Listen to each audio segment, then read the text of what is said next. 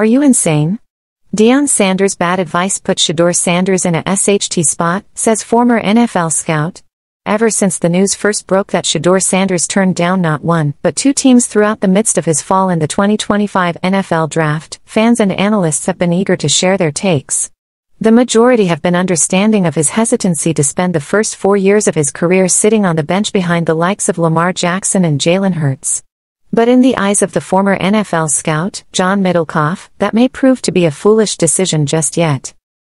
According to Middlecoff, if most of us were in Shedeur's shoes, we would do everything our dad is telling us to do when he's Deion freaking Sanders.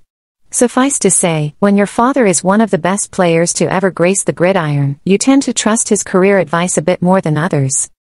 Then again, it's not as if Sanders was revealing any hidden truths. If anything, Middlecoff believes that the lack of a proper mentor could ultimately hinder him in his quest to becoming the best quarterback that he possibly can.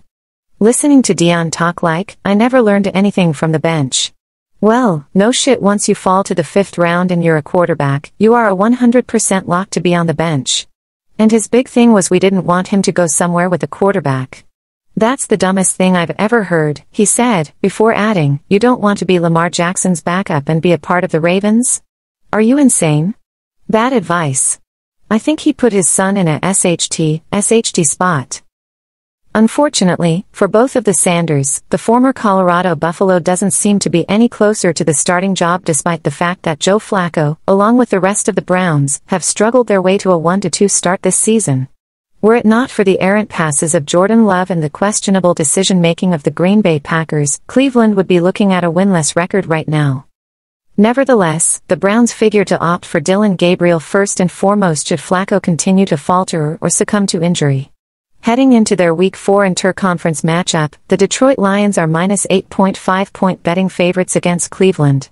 After that, they'll host a rather dangerous Minnesota Vikings team in Week 5 prior to renewing their divisional rivalry with the Pittsburgh Steelers. To put it plainly, unless the Browns are able to pull off yet another statistically improbable upset, then they are all but destined to wind up with a 1-5 record to start the season.